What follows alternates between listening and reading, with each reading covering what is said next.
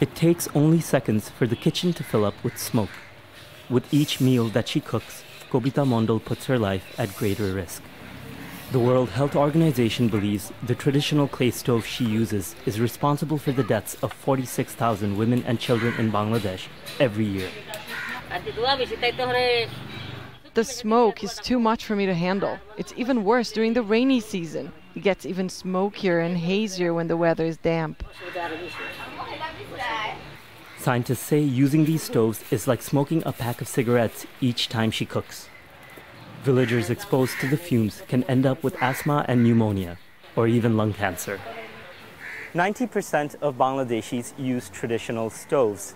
That means in almost every house in this village, there's a woman inhaling dangerous amounts of smoke every time she needs to cook.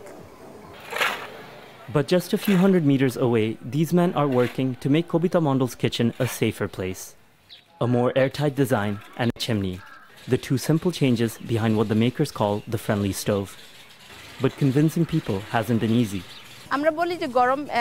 They're really skeptical. Sometimes they even put their hands inside to see that the fire is really burning. Only when they feel the heat do they believe the stove works. Despite the doubts, 1.5 million stoves have been sold so far across the country. Mabia Begum is one of the early adopters. She says using traditional stoves her whole life has caused her to lose most of her eyesight. Before, I used to have a lot of trouble breathing. Every time after I cooked, I would feel restless. My eyes would sting.